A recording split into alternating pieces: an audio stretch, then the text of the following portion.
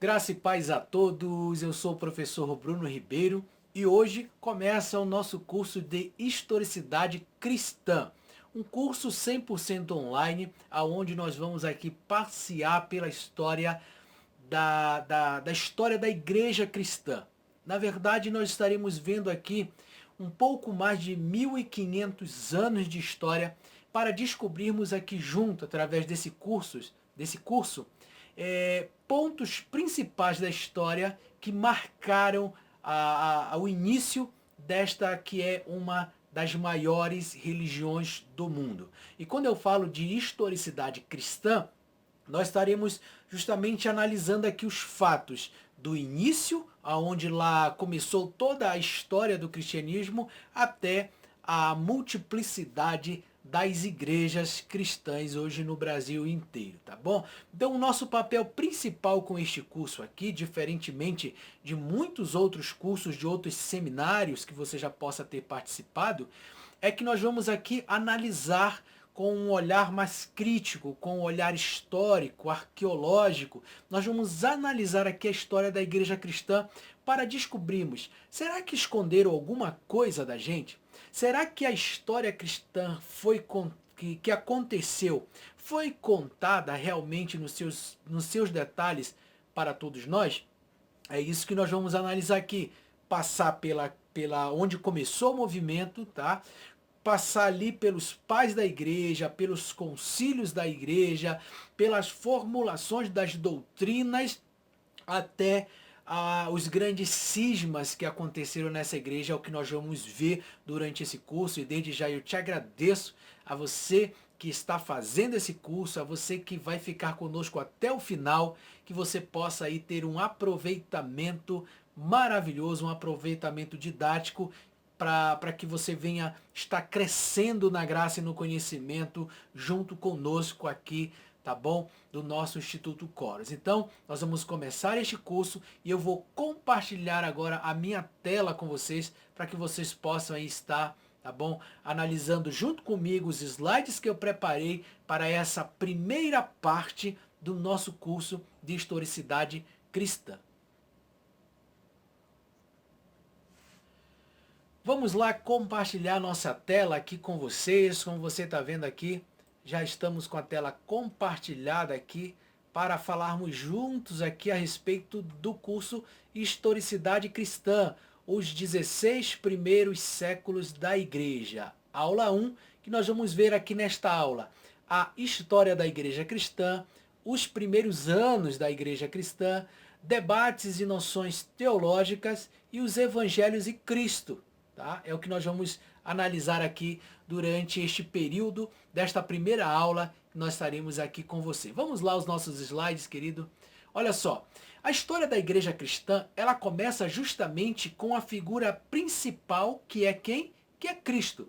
Então essa figura principal é ela que vai dar bases, é ela que vai ser o norte deste novo segmento, pode-se dizer segmento ideológico, segmento filosófico, como você queira falar, ou quem sabe até desta nova religião do mundo. Então, a base principal, tá, deste novo conceito religioso que vai surgir no mundo, ela tem como base aqui, ó, Cristo, tá? O Yahushua, o Yeshua, o Iesus, o Iesu, Iesus ou Jesus, como nós conhecemos.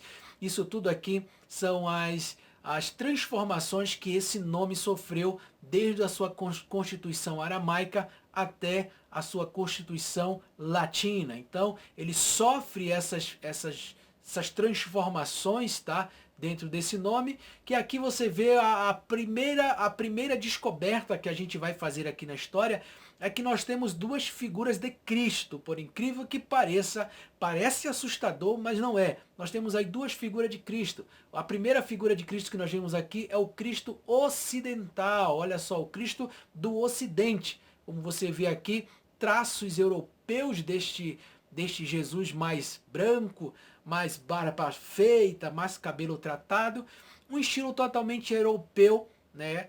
Graças aos seus pintores na época do Renascimento, e um dos mais famosos foi Michelangelo, né? Um dos mais famosos pintores que nós vimos aí passar ou trazer essa ideia dessa imagem de Jesus. E aqui embaixo você vê aqui um Jesus mais oriental, um Jesus que essa aqui é a nova figura de Jesus que saiu segundo a ciência, de como ele seria conforme as características do local onde ele nasceu ou de onde ele viveu. Veja que é um Cristo totalmente, um Jesus totalmente diferente do Jesus europeu, tá bom? Apesar de eu acreditar mais nesse aqui, mas essa imagem foi a imagem que nos foi vendida, a imagem que foi muito comercializada e amplamente divulgada pela Igreja Católica Apostólica Romana, que é a imagem que hoje nós temos do Jesus, o Cristo, tá, do cristianismo. Então aqui nós já começamos com essas duas imagens bem diferentes uma da outra. O importante é saber que esse Jesus, ele passa pela história, ele assume um papel na história, ele existiu, tá? Só que dentro desse estereotipo aqui mais real que você está vendo aqui embaixo do que esse aqui de cima. Apesar de você encontrar na internet várias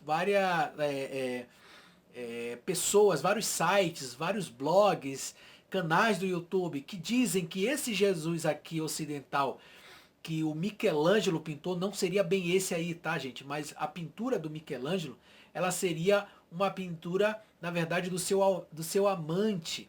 Né? Ele teria eternizado o rosto do seu amante na figura de Jesus quando pintou ali a Capela Sistina. Mas, na verdade, isso tudo são fake news, tá? Isso tudo não tem comprovação nenhuma disso. A verdade é que se você for ver a imagem do amante de Michelangelo, do aluno que ele amava, é bem diferente dessa imagem aqui do Jesus europeu, tá bom, gente?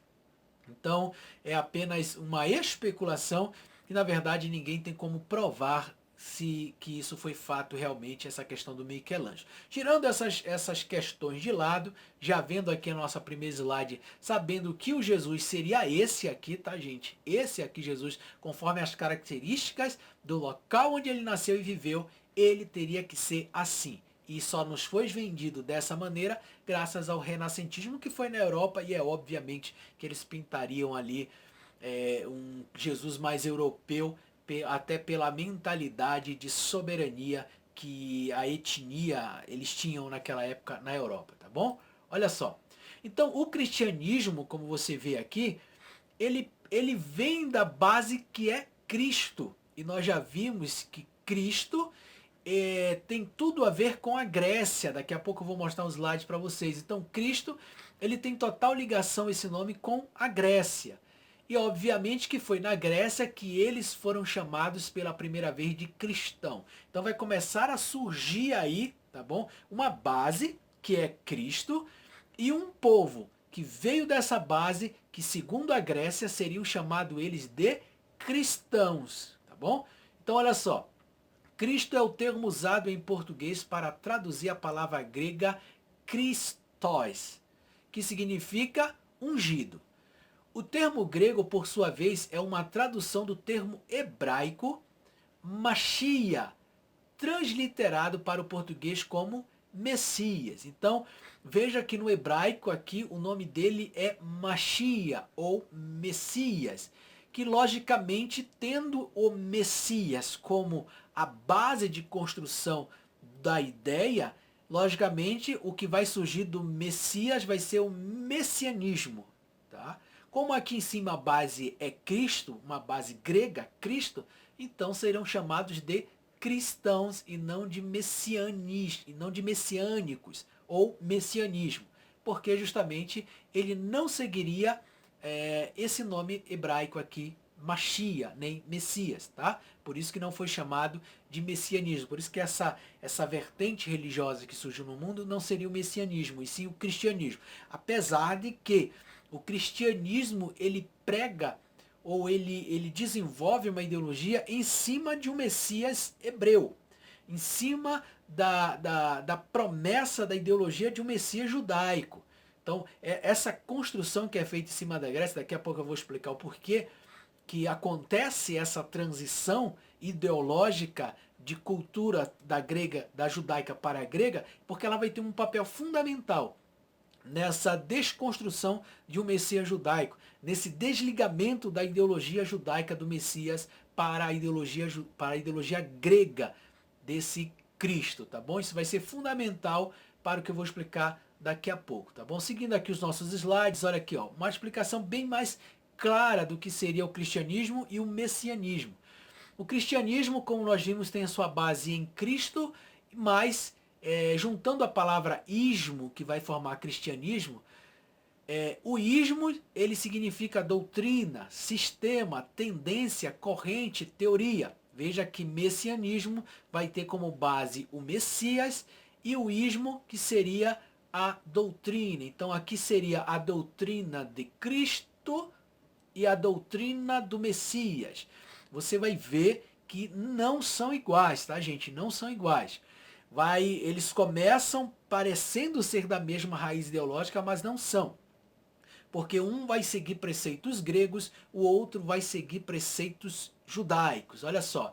Então, quando eu pego o termo grego, aí há uma preocupação muito grande. Porque quando eu pego esse termo grego, ele vai estar totalmente sofrendo influências da filosofia grega, da mitologia grega e dos pensadores gregos. Então, todas essas coisas aqui vão servir de influência para a ideologia que já era uma ideologia grega, que é da onde veio a palavra cristão, cristianismo. Ela traz consigo essa influência grega. Já desse outro lado, não. A influência que eles vão sofrer, que o messianismo vai sofrer, ou o Messias, vai ser apenas judaica, ou seja, a raiz vai permanecer a mesma. Os princípios vão permanecer os mesmos desse Messias. É por isso que ele vai ser tão diferente do Messias cristão, podemos dizer assim. Eles vão se divergir em muitas coisas, porque nem tinha como ser igual, gente. Nem tinha, porque a linha de pensamento filosófico que vai se construir em cima da criação do Messias cristão é justamente grega e não judaica. Apesar, como eu volto e repito a dizer, eles vão ter semelhanças, vão ser similares, mas não serão iguais no final das contas, tá? Olha o que diz em Atos capítulo 11, verso 26, aqui, ó. E quando o encontrou, levou-o para Antioquia. Assim, durante o ano inteiro, Barnabé e Saulo se reuniram com a igreja e ensinaram a muitos. Em Antioquia, os discípulos foram pela primeira vez chamados de cristãos. Então veja que é justamente na Grécia que eles vão ser chamados de cristãos. Porque eles pregavam o Messias, ou ungido. Para a Grécia, o nome ungido, Messias, era Christos, ou Cristóis, seria Cristo. Então, obviamente, se eles pregavam Cristo, seguiam a doutrina de Cristo, eles seriam chamados de cristãos. Então, cristãos não é um nome hebraico, não é um nome aramaico, é um nome grego.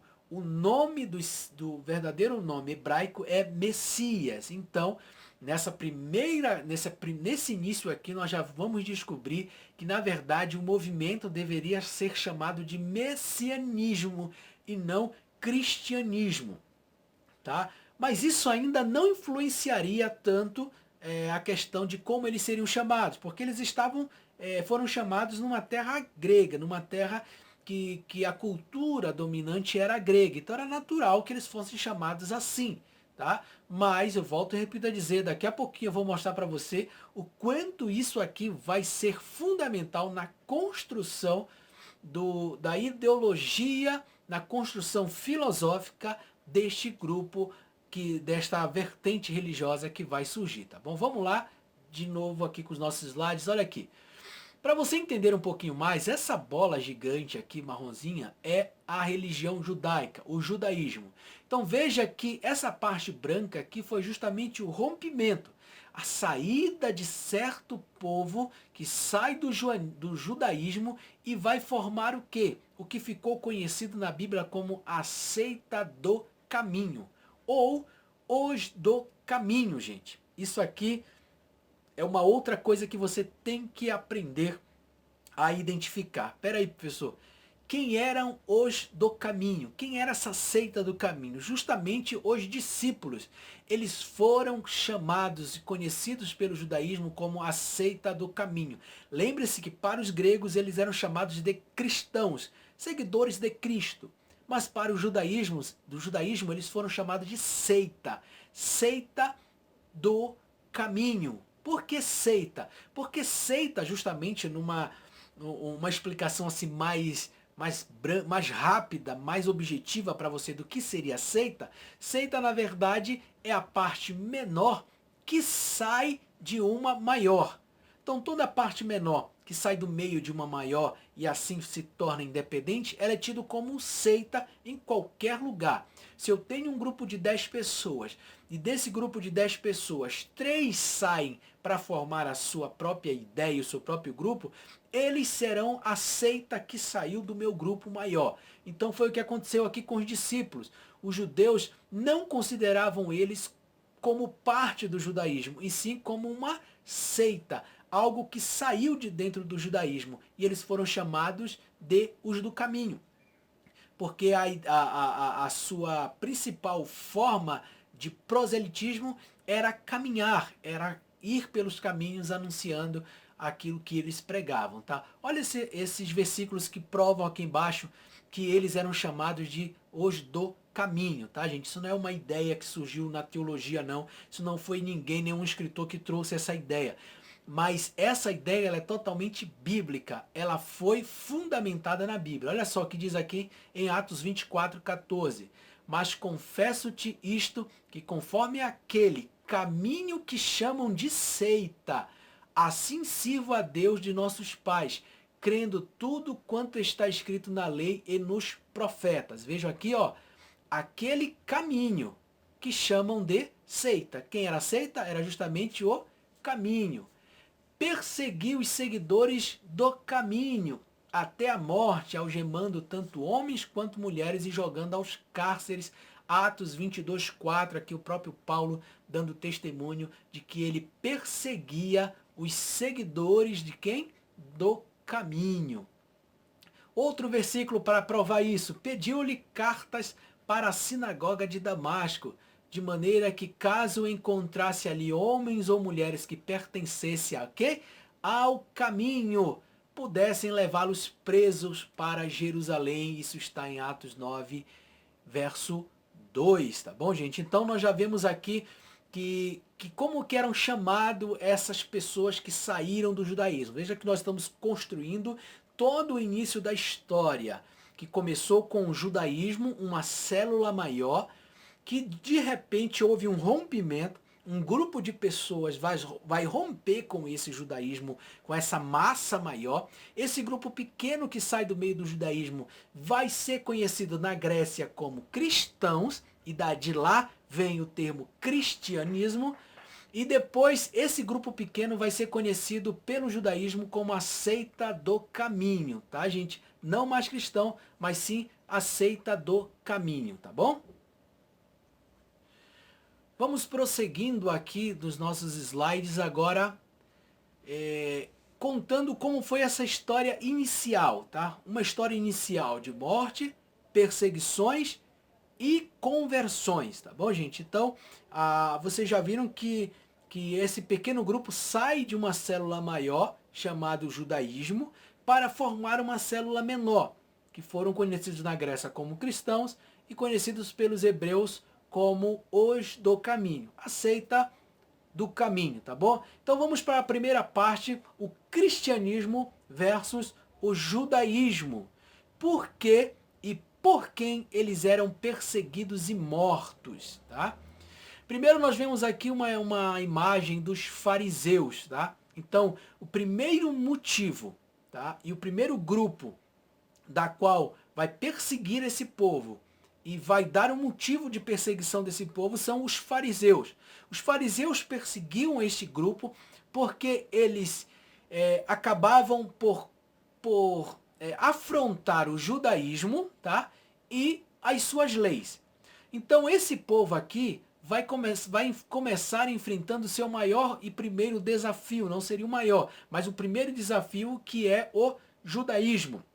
justamente os fariseus, que eram os doutores da lei, aqueles responsáveis, os guardiões da lei e da boa ordem do judaísmo. É óbvio que esse grupo ele conseguiu incomodar vários outros grupos, vários outros partidos políticos judaicos, mas o que vai fazer grande e fundamental importância, que vai marcar a história desse grupo pequeno, vão ser os fariseus, justamente porque esse grupo pequeno atingia as leis judaicas, atingia as tradições judaicas, e por atingir essas tradições judaicas, eles terão muito problema com esses fariseus, que até aqui então não eram uma potência assim tão grande, mas eles tinham uma certa influência dentro do Império Romano. Lembre-se que esse grupo de fariseus era um grupo político, já não era somente um grupo religioso não, tá gente? Era um grupo político. Então ele tinha certas influências no Império Romano. Então esse grupo de fariseus, eles vão tentar fazer de tudo para abafar esse movimento pequeno que saiu de dentro do judaísmo. Eles vão tentar fazer de tudo para tentar conter o crescimento deste grupo, como eu falei, aquele grupo lá do caminho. Então vejam que os motivos principais eram: pregavam as palavras de um acusado de blasfêmia. Lembra que os fariseus acusaram Jesus de blasfêmia? E quando Jesus morreu e ressuscitou, eles continuaram pregando as palavras deste homem que foi acusado de blasfêmia. Pregavam um Cristo ressurreto, a ressurreição dos mortos até então não compreendida, não vivenciada, pode-se dizer assim, pelos fariseus daquela maneira, que um homem morre e ressuscita a si mesmo, né? Não teve nenhuma influência, mas ele mesmo ressuscitou e subiu aos céus. Então eles pregavam um Cristo ressurreto, e isso trazia problemas para os fariseus. Ensinavam fora das sinagogas em reuniões caseiras. Isso é um outro problema que vai chamar a atenção deste grupo religioso, gente. Eles se reuniam, eles tinham seus próprios líderes que ensinavam, coisa essa que até então só era atribuído à sinagoga e ao sumo sacerdote ensinar a lei. Então essas pessoas se reuniam em grandes quantidades e eles tinham ali os seus líderes, eles se reuniam nas suas casas e esses líderes ensinavam essas pessoas, tirando eles das sinagogas e ensinando eles nas suas casas. Isso também causou um grande problema naquela época para esse grupo pequeno, tá? Após o Concílio de Jerusalém, passaram a não cumprir alguns rituais judaicos e aceitar gentios na fé judaica. Isso aqui a gente vai ver mais um pouquinho lá na frente nos nossos próximos slides, que isso aqui foi um problema gravíssimo que aconteceu com esse grupo pequeno. Eles começaram agora a não fazer práticas judaicas e aceitar gentios na fé cristã. Eles começaram a aceitar esses gentios, que até naquele momento ainda era uma fé judaica, tá? Esse rompimento vai acontecer daqui a pouquinho mais tarde, mas ainda era uma fé judaica. Então, eles tinham esse método de proselitismo, esse método de inserção de pessoas bem diferente do judaísmo da época. Então, esses problemas todos que eles acabaram trazendo para si foram os problemas que incomodaram muito os fariseus da época, tá, gente? Então, muitos naquela época foram apedrejados, tá bom? E nós temos aqui uma lista de 4 pessoas que foram julgadas e condenadas pelas leis judaicas, pelos fariseus, que foi Estevão, Tiago, filho de Alfeu, Filipe e Matias, que foram os 4 que foram julgados e condenados segundo a lei do judaísmo, que era apedrejamento. Tá? Então os fariseus aqui tiveram êxito em cima desses 4 mártires aqui, que ao invés de serem apenas mortos, de serem apenas mais um, se tornaram mártires, o que causou um problema muito grande, porque essas pessoas morriam por causa da sua fé.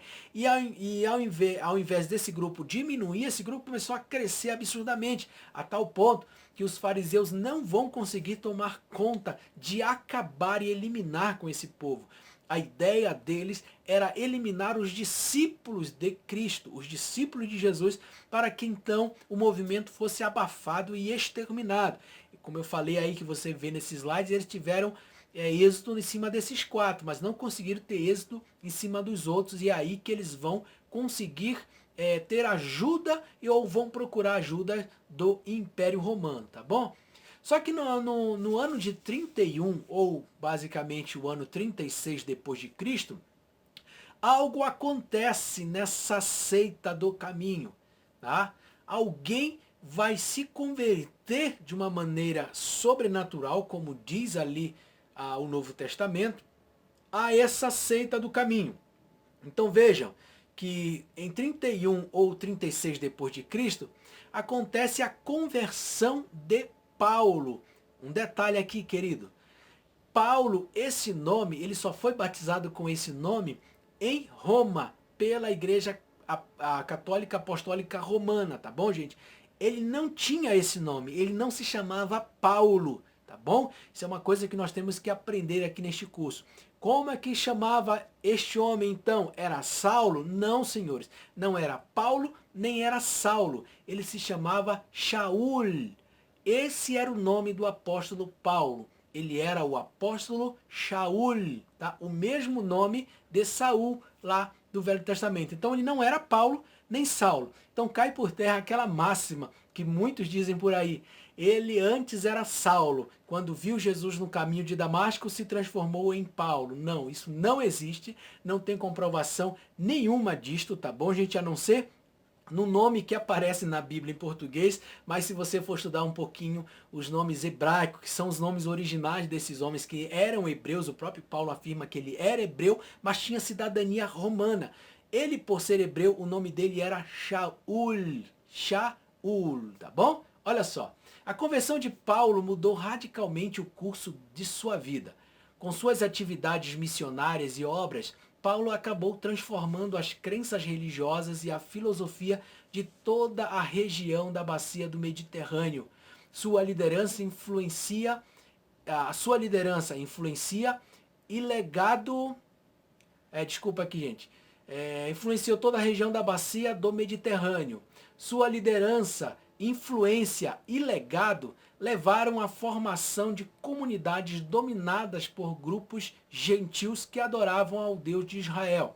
Aderiram ao código moral judaico, mas que abandonaram o ritual e as obrigações alimentares da lei mosaica, por causa dos ensinamentos de Paulo sobre a vida e a obra de Jesus e seu Novo Testamento, fundamentados na morte de Jesus e na sua ressurreição. Gente, aqui é onde vai acontecer algo mágico nessa seita que até então era uma seita pequena, de 12 pessoas que haviam rompido com o sistema judaico e até ali então estavam tentando sobreviver.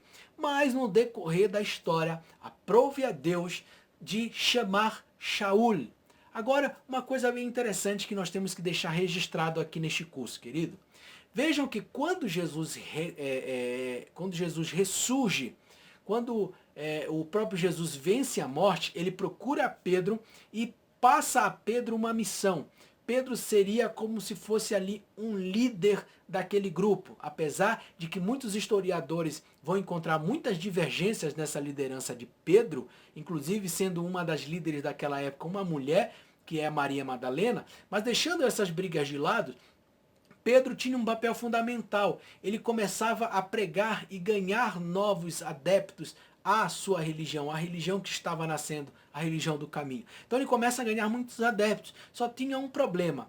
Quando essa religião se expandisse, porque Jesus havia dito a eles que pregassem até os confins da terra, quando essa religião ela vai se expandir, essa ideologia dessa pregação do Cristo ressurreto, ela vai passar as limitações da Judéia, da Galiléia e de Samaria, ela vai chegar ao povo grego, a um povo que era sim de domínio romano, mas tinha sua mentalidade fundamentada na cultura grega, na filosofia grega. Então vai chegar até ali e para chegar àquele novo povo, tinha que ter uma pessoa capacitada para fazer aquele trabalho.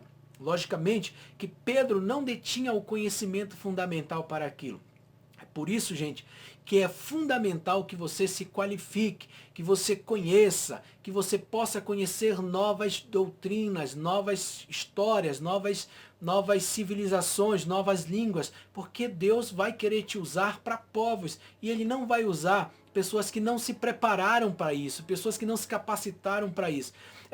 Obviamente que quando Deus chamou Shaul, Deus sabia que Shaul era um homem muito bem capacitado e treinado para enfrentar todas as dificuldades que a filosofia e que o mundo grego traria para ele naquela época. Por isso que ele não chama Pedro, ele chama Shaul, pelo grau de conhecimento que Shaul tinha. E isso, gente, vai gerar um problema gravíssimo dentro dessa nova estrutura que esse grupo pequeno vai tomar agora. Através de Paulo, esse grupo que era pequeno, restrito somente a Galileia, vai tomar dimensões gigantescas ali no mundo até então cultural grego, tá bom? Então, a chamada de Shaul foi fundamental, tá bom? Para este processo. Deus precisava chamar esta pessoa que detinha esse conhecimento, que conhecia as línguas, que conhecia as culturas. Um homem que pôde ter uma educação melhor do que a de Pedro, por exemplo. Pedro, assim como Pedro era mestre para os judeus e para a Galileia, Paulo foi mestre para os gregos e para os gentios em si. Então ali, duas lideranças iriam entrar em choque. Duas lideranças iriam ser levantadas, como foi a liderança de Pedro e a segunda liderança de Paulo. Esses dois líderes, é obviamente que isso aí não daria certo perante a convivência humana. Convivência humana não no projeto divino, mas sim por questões humanas. É obviamente que esses dois aí não vão se dar bem, gente. Isso aí traria um grande racha. Tanto é que a gente vai encontrar várias revistas que falam do assunto, de revistas até como a Super Interessante, que certa vez trouxe uma notícia chamada Paulo versus o cristianismo, ou seria Paulo versus Jesus. Ele quase que colocou ali que os ensinamentos que Paulo trazia eram ensinamentos que até contrariavam aquilo que Jesus havia falado. Nós vamos ver mais lá para frente nos outros slides mais um pouco sobre isso, tá bom? Vamos prosseguir aqui, ó.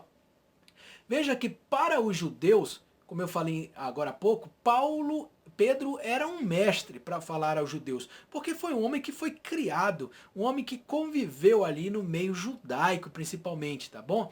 Paulo, ele foi totalmente preparado para os gentios, para a pressão do mundo grego, da filosofia do mundo grego. Então Paulo, apesar de ser um fariseu, um dos maiorais no meio do judaísmo, ele também detinha conhecimento externo do que era necessário para a sua função, para a sua obra. Por isso, muitos o chamam de paulinismo, porque ele vai trazer coisas novas, realmente que Jesus nunca havia falado, e coisas essas que vão trazer rompimentos no meio da ideologia judaica, principalmente. Paulo vai trazer esse rompimento, olha só. Então, quando o tema que Paulo carregava consigo, livres da lei, ele então começa uma disputa ideológica. Na verdade, causa-se um ciúme, vai-se quase causar um rompimento entre aquele pequeno grupo, e aí estava de um lado Pedro e do outro lado Paulo, que foi uma das primeiras, se não a primeira controvérsia que nós vamos achar no meio desse pequeno grupo. De um lado, Pedro, um alto defensor de Jesus Cristo, mas que defendia que o povo deveria sim continuar a ser um novo judaísmo. Do outro lado, Paulo, um fiel defensor também das ideologias de Cristo, porém um homem que achava e defendia muito bem que teria que haver esse rompimento. Não deveria haver essa ligação com o judaísmo, porque estava nascendo ali uma nova filosofia, não vou dizer uma nova religião, mas um novo segmento que nada tinha a ver com o judaísmo. E Paulo defendeu isso brilhantemente perante os gentios. Apesar de Paulo ter sofrido todas as perseguições que sofreu, isso leva a ele escrever lá em Coríntios sobre o espinho na sua carne. Para quem ainda não sabe, O espinho na carne de Paulo nada mais é do que as perseguições que ele sofria. Apesar das grandes editoras no Brasil não entenderem isso, ou pelo menos fingirem que não querem entender, que o espinho na carne de Paulo era apenas as perseguições que ele sofriam dos que se chamavam cristãos e não eram, dos judaizantes, que quando Paulo pregava, eles despregavam atrás. Então existia esse grupo, que muitos historiadores chamam que era o grupo de Pedro, que justamente despregava o que Paulo falava. Isso causava uma dor tão grande para Paulo que ele chamou isso de espinho na carne. Mas esses dois precisavam se entender, esses dois precisavam entrar em um consenso, gente, porque a briga entre eles foi muito séria e se estendeu por muito tempo. Isso a gente pode até ver na própria Bíblia esse fato acontecendo. Veja aqui em Gálatas capítulo 2, verso 11 ao 14, o que Paulo fala a respeito desta briga, dessa discordância que ele tinha com Pedro. Ele diz assim, ó: e chegando Pedro a Antioquia, lhe resisti na cara, porque era repreensível. Ele está dizendo que Pedro era um homem que era digno de ser repreensível. E Paulo resistiu ele cara a cara. Paulo não mandou recado. Porque antes que alguns tivessem chegado da parte de Tiago, comia com os gentios. Mas depois que chegaram, se foi retirando e se apartou deles, temendo os que eram da circuncisão. E outros judeus também dissimulavam contra ele, de maneira que até Barnabé se deixou levar por sua dissimulação. Mas quando vi que não andavam bem e diretamente conforme a verdade do Evangelho, disse a Pedro à presença de todos: se tu, sendo judeu, vive como os gentios e não como judeus, por que obriga os gentios a viverem como judeus? Olha só, gente. E Pedro, obviamente, vai trazer a sua resposta a essa intriga que ele tinha com Paulo, lá em 2 Pedro, capítulo 2, verso 10. Olha só: mas principalmente aqueles que segundo a carne andam em concupiscência de imundícia e desprezam as autoridades, atrevidos, obstinados, não receando blasfemar das dignidades. Aqui ele está dizendo que Paulo não obedecia à autoridade, ele desprezava a autoridade que Pedro havia recebido até do próprio Cristo, pode-se dizer assim, então ele não respeitava. E ele dizia que eles eram obstinados e atrevidos, né, Paulo e seus seguidores. Então está feito aqui, para você ver, a briga entre esses dois líderes. Vejam que Paulo, o grande problema de Paulo é que Pedro, não era bem que Pedro pregasse, né, que os novos convertidos tinham que se circuncidar, eles tinham que obedecer às leis judaicas porque eles saíram do judaísmo. O problema era quando Pedro falava para os outros fazer aquilo que ele não fazia. Isso indignava Paulo, porque Paulo ficou sabendo que antes de Tiago chegar, Pedro estava comendo com os gentios, coisa essa que o próprio Pedro não aceitava, gente. Essa mistura, essa junção com os gentios sem eles serem circuncidados. Mas quando ele soube que Tiago ia chegar, ele sai de lá como quem disfarçando. E Paulo vai e fala na cara dele, como diz o texto que você viu aí, fala na própria cara dele que ele era repreensível. Que como é que ele quer obrigar os gentios a circuncidarem, né? Como é que ele quer obrigar os gentios a serem judeus, se ele, sendo judeu, vivia como os gentios? E aí Paulo vai jogar uma dura verdade no rosto de Pedro, porque Paulo já vinha pregando que não era necessário que os gentios se circuncidassem, não era necessário que os gentios seguissem as leis judaicas. E Pedro dizia que sim, que eles tinham que aceitar a ideologia do Cristo ressurreto, mas que eles deveriam seguir os princípios judaicos. E aí a briga foi feia entre esses dois, como você pode ver aqui em Gálatas 2, 11 e 14, e a resposta de Pedro em 2 Pedro 2, 10. Olha só, Lucas, em seus escritos, nos conta como tudo foi resolvido. O escritor Lucas, o evangelista Lucas, quando vai relatar algo sobre essa briga que existia entre os dois, veja o que o Lucas vai dizer. Então alguns que tinham descido da Judéia ensinavam assim os irmãos: se não vos circuncidardes conforme o uso de Moisés, não podeis salvar-vos. Veja que ele está dizendo que Pedro pregava isso. Tendo tido Paulo e Barnabé não pequena discussão e contenda contra eles, resolveu-se que Paulo e Barnabé e algum dentre eles subissem a Jerusalém aos apóstolos e aos anciãos sobre aquela questão. Isso está em Atos capítulo 15, verso 1 e 2. Gente, a briga foi tão grande entre esses dois líderes que Paulo e Barnabé tiveram que ir até Jerusalém para chamar os anciãos e os outros apóstolos, porque eles tinham que pôr um fim naquela falsa moralidade de Pedro. Aquilo tinha que acabar, gente. A briga estava... O próprio Lucas diz que havia contenda entre eles. Então, aquele grupo pequeno estava se dividindo, né? Imagino que Pedro pudesse falar ali que o grupo estava se dividindo por causa de Paulo, que chegou e já quis sentar na janela, pode-se dizer assim. Mas não, Paulo estava provando que o errado ali era Pedro. Pedro que falava, mas não fazia o que pregava. Isso foi um problema, tanto é que eles sobem a Jerusalém para discutir sobre a lei cerimonial e a lei civil. E isso foi conhecido como Concílio de Jerusalém, gente, tá? Então, o primeiro concílio da história do cristianismo vai surgir aqui. O primeiro concílio não foi o concílio de Nicéia. Se te ensinaram isso, ensinaram errado. O concílio de Nicéia foi o primeiro concílio ecumênico, mas o primeiro concílio a existir na história foi o concílio de Jerusalém, tá?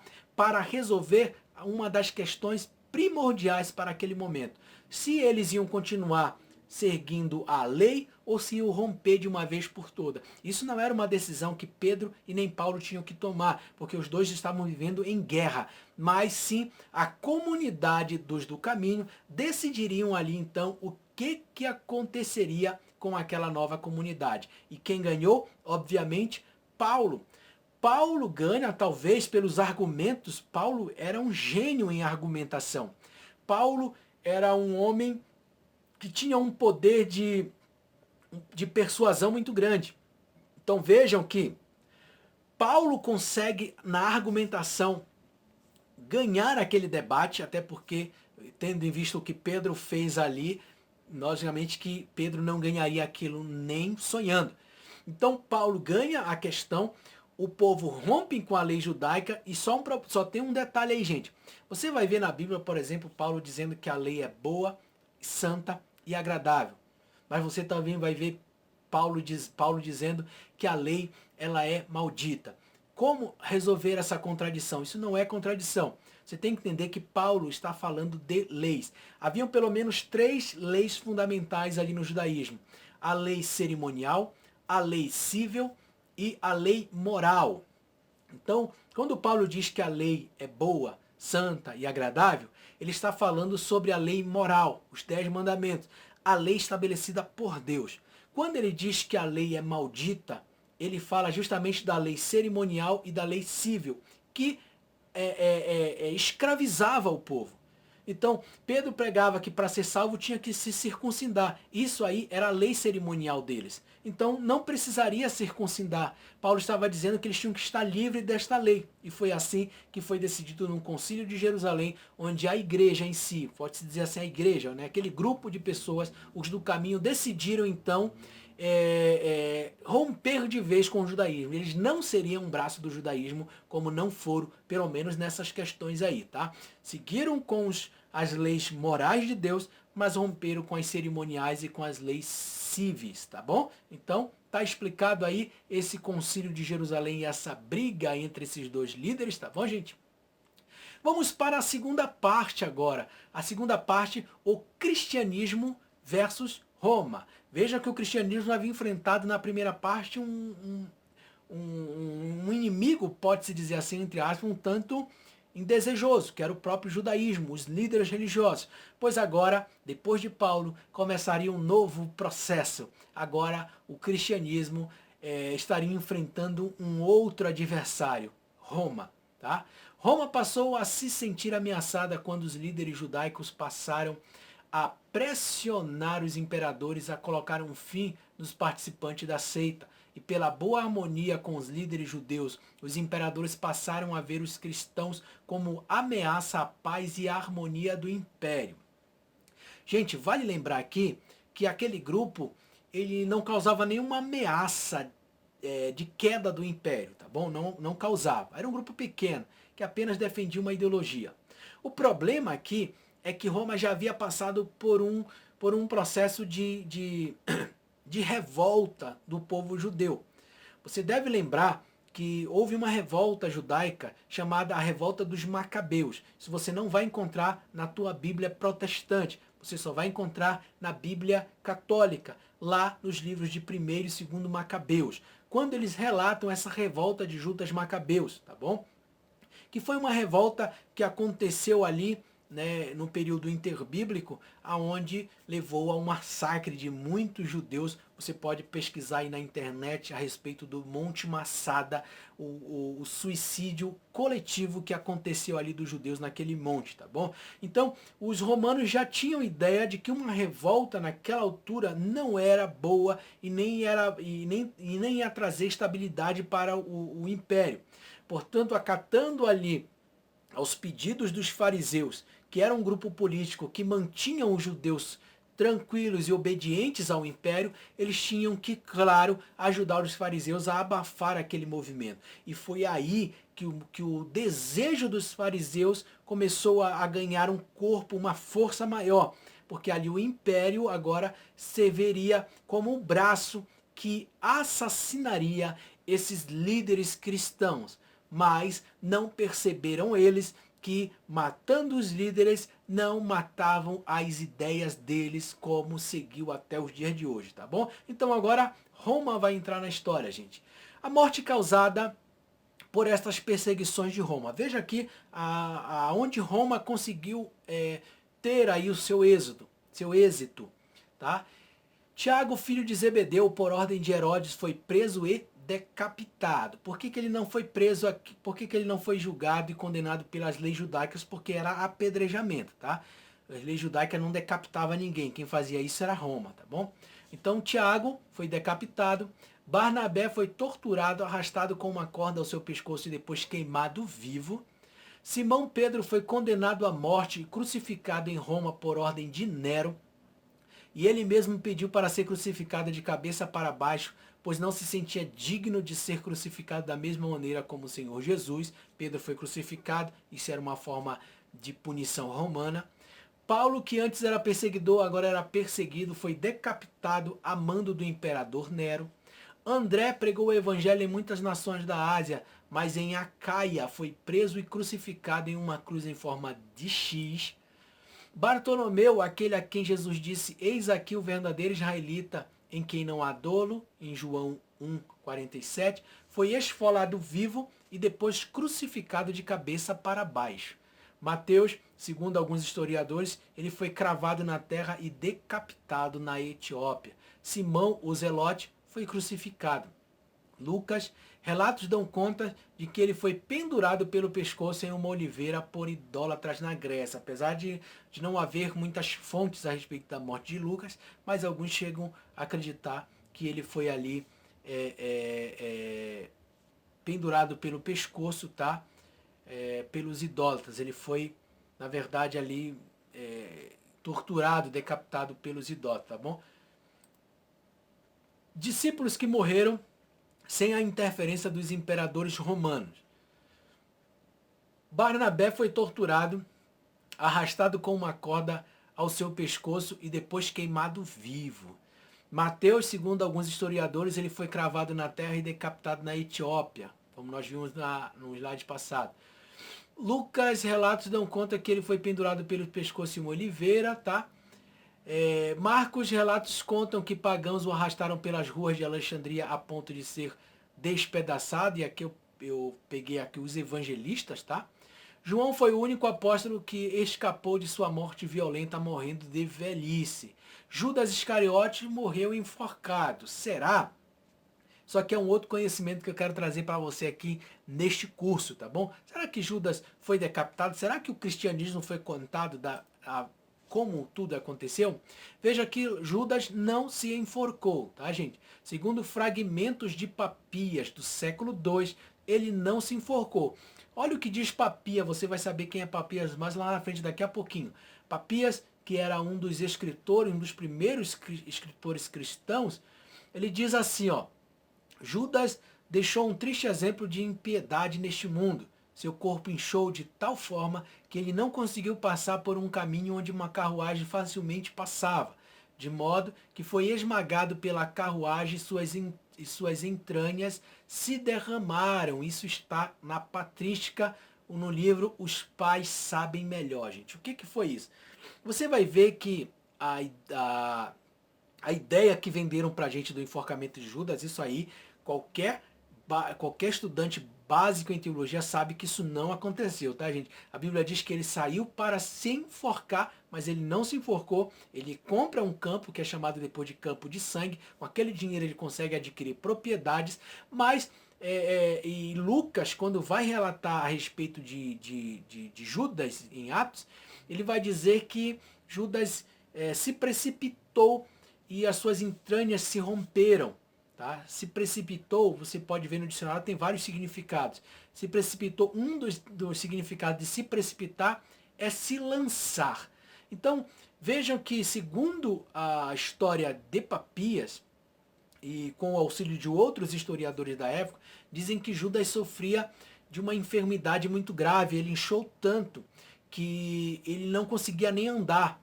E nisso, não conseguindo andar, ele cai em uma viela ou no meio do caminho, onde uma carroça o atropela, abrindo sua barriga no meio, abrindo a sua barriga, e as suas entranhas ficaram para fora, igual o relato de Atos. Só que aqui quem está falando é Papias, tá? Papias, que é um escritor lá dos primeiros séculos, que viveu muito próximo dos acontecimentos, dizendo que Judas morreu dessa maneira e não enforcado, tá, gente? Então é um fato a ser analisado. O correto é que Judas não se enforcou, tá? Agora, o final da sua morte, pegando o relato de Lucas, juntando agora com esse de Papias, chegamos à conclusão de que realmente ele inchou tanto que acabou ali, né, sofrendo um acidente e foi atropelado por uma carroça e as suas entranhas ficaram ali expostas, tá bom? Tá aqui a fotinho do livro para você depois dar uma pesquisada.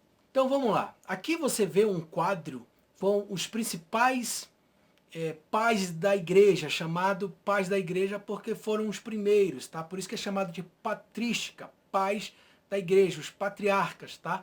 Aqui tem alguns nomes, olha, como Policarpo, Orígenes, Tertulianos, Papias, tá? Clemente, Atanásio, Justino Marte, Agostinho de Hipona, Jerônimo, Inácio, Ambrósio, Eusébio de Cesareia. São alguns dos nomes. É óbvio, gente, que existiam vários, tá?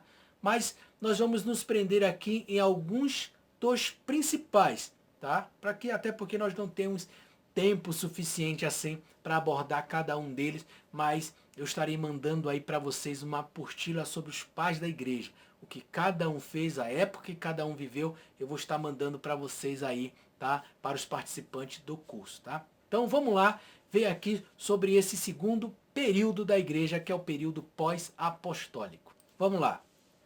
Com a morte do último apóstolo, João, em Éfeso, termina a era apostólica e começa uma nova era para o cristianismo. Assim, a obra que os apóstolos receberam do Senhor Jesus e desenvolveram tão arduamente, acha-se agora nas mãos de novos líderes que tinham a incumbência de desenvolver a vida litúrgica da igreja como fizeram os apóstolos.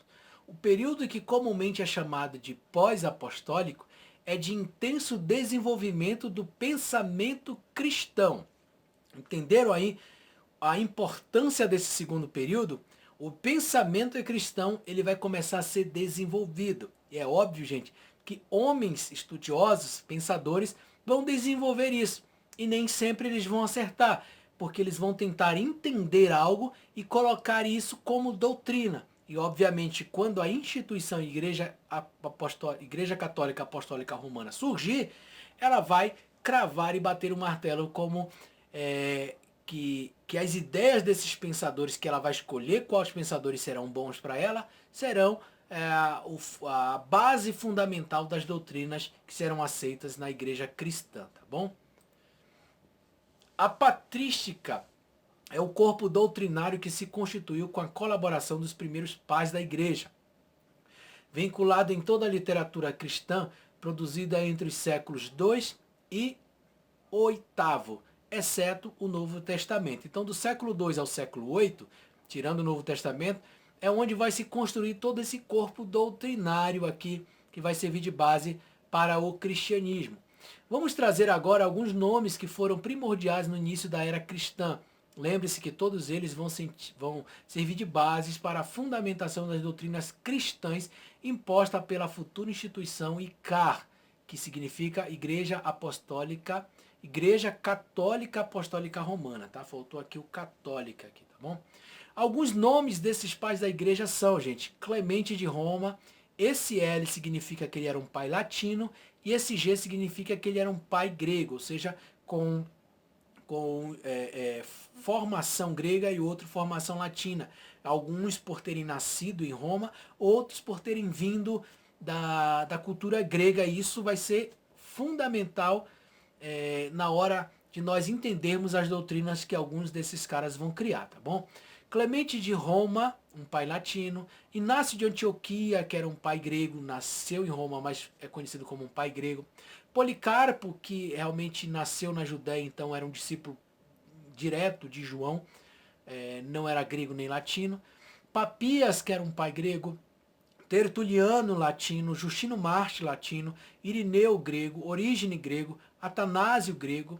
Agostinho de Hipona, latino. Eusébio de Cesareia, latino. Jerônimo, latino. E Clemente de Alexandria, grego. Então, esses e muitos outros pais da igreja é o que nós vamos mandar num documento em PDF para vocês que estão participando do curso, tá bom, gente? Então, esses aqui são alguns, tá? E nós vamos nos prender apenas em alguns. Quisera a gente pudesse falar de todos eles, mas como é um curso intensivo, a gente vai pegar apenas alguns que trouxeram doutrinas e foram fundamentais para a formulação do pensamento cristão. Olha só. Podemos dividir os pais da igreja em 3 grandes grupos, a saber, pais apostólicos, pais apologistas e polemistas. Todavia, devemos levar em conta que muitos deles podem se enquadrar em mais de um desses grupos devido à vasta literatura que produziram para a edificação e defesa do cristianismo. E também de acordo com o que as circunstâncias exigem, como é o caso de Tertuliano, considerado o pai da teologia latina. Sendo assim, então temos, veja bem, quem eram os pais apostólicos? Foram aqueles que tiveram relação mais ou menos ou direta com os apóstolos e escreveram para a edificação da igreja, geralmente entre o primeiro e o segundo séculos. Os mais importantes deles foram Clemente de Roma, Inácio de Antioquia, Papias e Policarpo. Então, pais apostólicos quer dizer que eram pais ligados aos apóstolos, a primeira geração que veio depois dos apóstolos, tá bom? Que é século I e até início do século II. Os apologistas, os pais apologistas foram aqueles que empregaram todas as suas habilidades literárias em defesa do cristianismo, tá? Perante a perseguição do Estado. Geralmente este grupo se situa no segundo século e os mais proeminentes entre eles foram Tertuliano, Justino o Mártir, Teófilo e Aristides. Esses foram os caras, alguns considerados mais importantes dos pais apologistas, que eram os que defendiam a fé. Os pais polemistas, os pais desse grupo não mediam esforços para defender a fé cristã das falsas doutrinas surgidas, fora e dentro da igreja. Geralmente estão situados no terceiro século. Os mais destacados entre eles foram Irineu, Tertuliano de novo, Cipriano e Orígenes, tá bom, gente? Então, esses são os 3 grupos que a gente pode dividir dos pais da igreja, dos pensadores cristãos. Como eu falei, repito, ali apenas alguns que tiveram maior influência. Vamos lá ver o que eles falam, né? Bom, vamos ver aqui primeiro Clemente de Roma, do ano 30 ao ano 100. Várias hipóteses sobre ele já foram levantadas para identificá-lo. Para alguns, ele pertencia à família real. Para outros, ele era colaborador do apóstolo Paulo. Outros ainda sugeriram que ele escreveu a carta aos Hebreus. E olha que isso aqui vai ser muito importante para a gente, tá, gente? Assim sendo, as informações que temos sobre Clemente de Roma vão desde as lendárias até as testemunhas fidedignas. Alguns pais aceitaram esta identificação de colaborador do apóstolo Paulo, como Orígenes, Eusébio de Cesareia, Jerônimo, Irineu de Leão, entre outros aceitaram essa tese de que ele era colaborador de Paulo. A principal obra de Clemente é uma carta redigida em grego, endereçada aos crentes da cidade de Corinto, mais ou menos no final do reinado de Domiciano, em 81 a 96 depois de Cristo, ou o começo do reino de Nerva, em 96 a 98 depois de Cristo. Trata principalmente da ordem e da paz da igreja, usando como lembrança que formamos um corpo em Cristo e como neste corpo deve reinar a unidade e não a desordem, pois Deus deseja a ordem e suas alianças. Utilizam-se ainda da analogia da adoração ordeira do antigo Israel e do princípio apostólico de apontar uma continuação de homens de reputação, gente. Próximo slide aqui, vamos falar agora de Policarpo, 69 a 159 depois de Cristo. Sobre a sua infância, família e formação, não temos informações precisas. Contudo, há documentos históricos sobre ele. Graças a alguns testemunhos fidedignos, podemos reconstruir sua personalidade. Foi discípulo do apóstolo João, amigo e mestre de Irineu, tendo ainda conhecido Inácio, sendo consagrado bispo da igreja de Esmirna. Quanto aos seus escritos, a única epístola que restou desse antigo pai da igreja é sua carta aos Filipenses, exortando-a a uma vida virtuosa de boas obras e a firmeza na fé em nosso Senhor Jesus Cristo. Seu estilo é informal, com muitas citações do Velho e Novo Testamento, faz 34 citações do apóstolo Paulo, evidenciando que conhecia a carta de Paulo aos Filipenses, bem como outras epístolas, tá, gente? E o interessante de Policarpo aqui é uma das frases que ficaram conhecidas como uma das frases mais nobres de alguém que falou antes da sua morte. Veja que ele foi martirizado em Roma, ele foi amarrado a uma estaca para ser queimado vivo. Mas segundo alguns relatos de alguns historiadores, ele não queimava e por isso um soldado teve que enfiar uma lança no peito dele para que então aquele servo de Jesus Cristo morresse. E ele falou uma das frases bem interessantes que está escrita aqui embaixo, ó. Eu tenho servido, quando ele foi pedido a ele para que negasse a Cristo, olha o que ele disse. Eu tenho servido Cristo por 86 anos e ele nunca me fez nada de mal. Como posso blasfemar contra meu rei que me salvou? Então veja que ao falar essa frase, ele foi apunhalado porque o homem não morria. Atearam o fogo e o homem não morria, então foi colocado uma lança que deu aí cabo da sua vida, tá bom? Vamos lá, o próximo pai da igreja, Inácio, gente. Foi o bispo de Antioquia da Síria entre 68 ou 100 de 68 a 100 ou 107 depois de Cristo, discípulo do apóstolo João, também conheceu São Paulo e foi sucessor de São Pedro. Tá? Quando eu falo São, entenda que é a nomenclatura que é dada a homens que eram sãos, tá? que tinham uma certa santidade. Tá? Por isso que a Igreja Católica usa muito esse termo. Na igreja de Antioquia. Segundo Eusébio de Cesareia, Inácio foi o terceiro bispo de Antioquia da Síria. Segundo Orígenes, teria sido o segundo bispo da cidade. Santo Inácio foi detido pelas autoridades e transportado para Roma, onde foi condenado à morte no Coliseu, martirizado por leões. Defendendo a autoridade da igreja, ele foi o primeiro a escrever a frase Igreja Católica em uso até o presente. Olha só. Vejam aí que o termo Igreja Católica nada tem a ver com a instituição que hoje está aí e que vai nascer ali próximo do século XI, tá, gente? Não tem nada a ver, porque quando se diz Igreja Católica, está dizendo a Igreja Universal, porque o termo católico significa universal, ou seja, todas as igrejas. Igreja Católica era a igreja espalhada em todo o mundo, que era chamado de a Igreja Universal, porque englobava a todos, tá bom? Ele dá início a esse termo que logo depois vai servir de base para se tornar uma instituição, o nome de uma instituição, tá bom? Tá aqui a foto de Inácio, que foi ali martirizado dentro do Coliseu. Tá? Inácio apresentou algumas doutrinas que se tornaram primordiais. Olha as doutrinas que Inácio trouxe para o conhecimento do pensamento cristão da época, gente.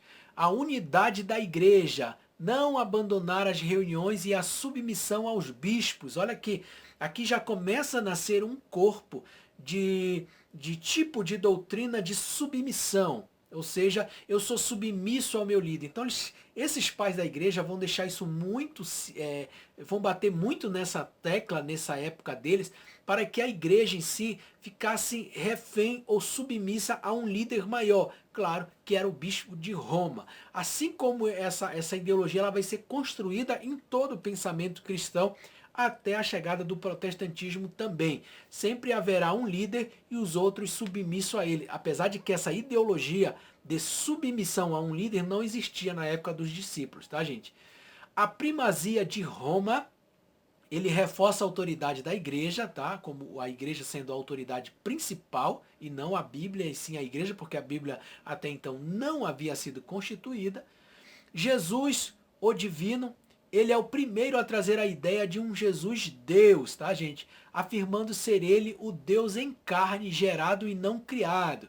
É Inácio que vai começar a construir a ideia de um Jesus divino, tá bom? Ele traz essa ideologia vai ser seguida por outros pais da igreja até virar doutrina.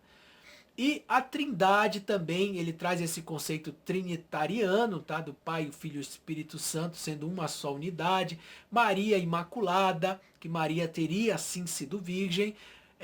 A Eucaristia, que é a ceia, tá, gente? A ceia, ela também foi conhecida nos primeiros séculos como Eucaristia, tá bom? E ele também foi um fiel defensor da mudança do dia do Senhor, do sábado para o domingo, que foi o dia que, segundo eles, Jesus ressuscitou. Então ele tira essa ideologia judaica e traz uma ideologia nova, que seria o domingo. A intenção até então da construção desses pensamentos, gente, era lembro da primeira fase da igreja que nós mostramos aqui, gente, que ela precisava se desprender do judaísmo ou eliminar qualquer semelhança, ligação que pudesse haver com o judaísmo. Agora a Igreja Católica vai fazer a mesma coisa. Vai fazer com que seja desligado qualquer pensamento e que tenha também ao judaísmo, inclusive mudando o sábado para o domingo como o dia do Senhor, tá bom? Vamos lá, passar nossos slides. Agora falar de Papias, gente. Viveu aproximadamente entre os anos 70 a 140 depois de Cristo. Segundo os testemunhos que se tem, era bispo de Hierápolis, na Frígia atual Pambucalese turca, tá? Ali na região da Turquia. Foi contemporâneo e amigo de Inácio de Antioquia e Policarpo de Esmina. Segundo Irineu de Leão, teria sido discípulo do apóstolo João. Conforme Eusébio de Cesareia, Papias era discípulo do outro João, o presbítero, e não do João, o apóstolo, segundo está escrito em História Eclesiástica, o terceiro livro, na página 39, tá, gente? Suas obras trazem à tona a controvérsia joanina, traz luz a uma terceira teoria da morte de Judas Iscariote. Então, o Papias ele vai ser de fundamental importância, gente, porque ele vai trazer uma controvérsia sobre os escritos joaninos. Isso tudo porque, segundo Papias, não foi João o apóstolo que escreveu 2 João nem 3 João. E não foi o apóstolo que escreveu Apocalipse, e sim João o presbítero, conhecido como João Elder. Isso aqui é muito importante. Papias trazia esse conceito. Lembre-se que Papias faz parte lá do século II, então muito mais próximo dos acontecidos e provavelmente conheceu os discípulos de Cristo. Então ele trazia essa ideologia de que não teria sido o apóstolo João que escreveu 2 e 3 João e nem o livro de Apocalipse, tá bom? Isso aí a gente pode falar numa outra num outro período aí para explicar melhor para vocês, mas essa era a ideologia, e tanto é que essa ideologia ela foi aceita, tá, gente, nos primeiros séculos. O livro de Apocalipse, ele ficou quase 5 séculos fora do cânon principal da Bíblia, ele não era tido como inspirado, senhores. Isso tudo porque, segundo Papias e Dionísio, esse livro era um livro que beirava a desconfiança, porque não foi escrito pelo apóstolo João. Então resolveram tirar ele da Bíblia, e esse livro só vai voltar à Bíblia que hoje você tem lá em 397 no Concílio de Cartago, tá? Então ele passou quase 5 séculos fora da Bíblia, gente, porque o livro de Apocalipse não era lido nos primeiros séculos e ele nem era tido como inspirado, graças aos relatos de Papias, tá bom? Que também trouxe uma nova visão sobre a morte de Judas, que nós falamos lá no início, que Judas teria morrido atropelado por uma carroça e não enforcado, e quem traz essas ideias ou essas revelações é justamente esse cara aqui, o Papias, tá bom, gente? Tertuliano, preste bem atenção agora, ele é um dos pais apologistas também, tá? Em latim, Quintus Septimus Florens Tertulianus, que viveu entre 160 e 220 depois de Cristo, tá? Foi um político autor das primeiras fases do cristianismo. Nascido em Cartago, na província romana da África proconsular, ele foi o primeiro autor cristão a produzir uma obra literária, tá? Olha só, em latim. Ele também foi um notável apologista cristão e um polemista contra a heresias, tá? As heresias que existiam naquela época, naquele século, tá bom? Ele organizou e avançou a nova teologia da Igreja Antiga. Ele é talvez o mais famoso por ser o autor mais antigo cuja obra sobreviveu a utilizar o termo trindade, em latim trinitas, e por nos dar a mais antiga exposição formal ainda existente sobre a teologia trinitária. É um dos padres latinos. Principais doutrinas criadas e defendidas por ele: a trindade, Jesus e suas duas naturezas, Maria Imaculada, a Eucaristia, a penitência, uma antessala de penitência das almas, e a igreja é mãe. Ele defendia essa ideia de que a igreja era a autoridade máxima acima de tudo. Como eu volto e repito a dizer, eles defendiam isso porque não existia um livro chamado Bíblia ainda constituído, né? Não existia esse livro. Então a igreja era a autoridade máxima para esses pensadores, que costumavam sempre frisar isso. A igreja católica, os irmãos, todos juntos, eram a autoridade acima de tudo, tá bom? Agora, Irineu, de 130 a 200 depois de Cristo, nascido em Esmirna, na Ásia Menor, Turquia, no ano de 130. Em uma família cristã, Irineu era grego e foi influenciado pela pregação de Policarpo, bispo de Esmirna. Anos depois mudou-se para Gália, atual sul da França, para a cidade de Lyon, onde foi um presbítero em substituição do bispo que havia sido martirizado em 177. Irineu também recebeu a influência de Justino. Ele foi uma ponte entre a teologia grega e a latina, a qual iniciou com um de seus contemporâneos, Tertuliano. Enquanto Justino era primariamente um apologista, Irineu contribuiu na refutação contra as heresias e exposição do cristianismo apostólico. Sua obra maior se desenvolveu no campo da literatura polêmica contra o gnosticismo. Esse aqui, Irineu, foi o cara que combateu o gnosticismo, o movimento filosófico cristão que surgiu ali nos primeiros séculos, né, no século II, que surgiu ali entre século II e século III. Ele combateu muito esse movimento, né, o chamando até de herege. Isso aí era uma batalha que você vai ver mais lá na frente nas aulas sobre os concílios, tá, gente? Suas doutrinas principais criadas e defendidas são a Santíssima Trindade, o Filho e o Pai de mesma essência. Veja que ele não defende que o Filho e o Pai são a mesma pessoa, mas ele diz que são de mesma essência. Ele já muda um pouquinho o conceito da divindade de Cristo.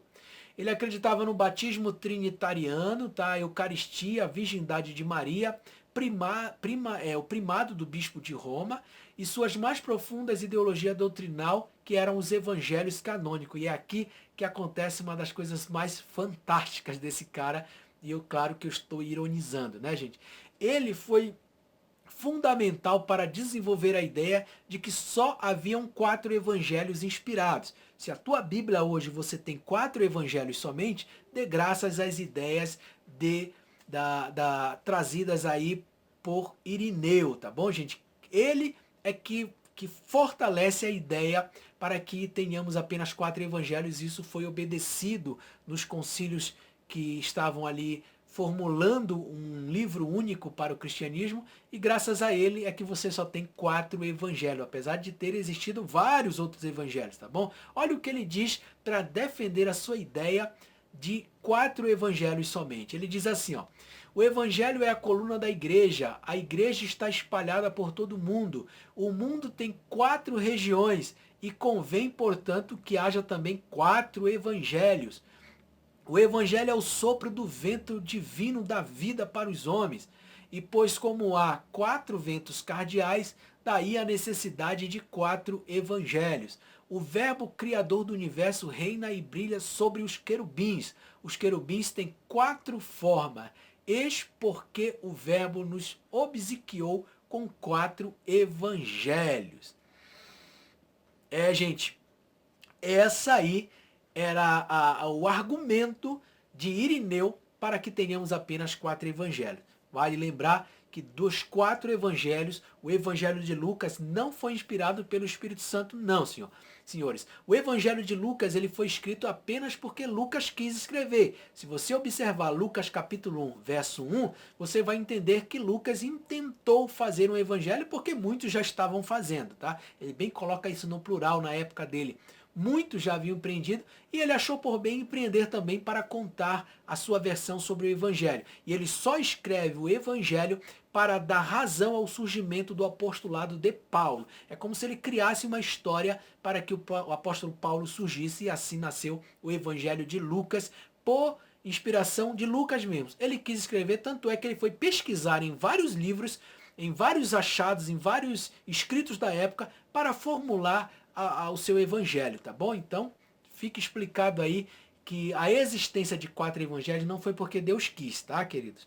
Foi apenas porque Irineu bem achou assim, porque se temos 4 ventos, se temos 4 cantos da terra e os querubins têm 4 rostos, então tem que ser só 4 evangelhos, né? Brilhante argumento esse da época, que se fosse nos dias de hoje, com certeza seriam refutados sem dúvida nenhuma, tá bom, gente? Olha só, na próxima aula, as controvérsias e as necessidades de um consenso entre as doutrinas e muito mais nós teremos aí na próxima aula, tá bom, gente? Então veja que essa primeira aula que nós tivemos aqui do nosso curso foi fundamentada justamente em cima de como começou o movimento até a chegada dos pensadores cristãos.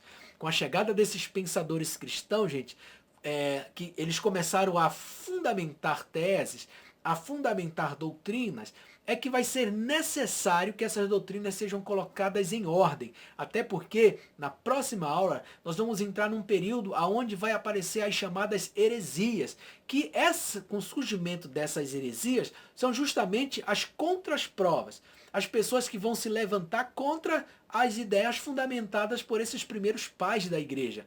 E aí vai começar as guerras de ideias, as guerras filosóficas cristãs, e claro, sempre vão prevalecer e ganhar aquelas que estiverem do lado maior, que no caso seriam no caso do imperador Constantino e da futura igreja, a instituição, a Igreja Católica Apostólica Romana. Então na próxima aula, não perde essa aula, porque nós vamos começar a entrar agora na formulação dessas ideias, no decreto dessas ideias, no início de uma formulação de um cânon, né, do Novo Testamento e do Velho Testamento, e aí que vão se fortalecer e se fundamentar as doutrinas principais que hoje muitos cristãos seguem, tá bom, gente? Espero que você tenha gostado dessa aula. Se você gostou dessa aula, então não deixe a gente de se inscrever neste curso, não deixa de participar desse curso, ainda dá tempo, tá?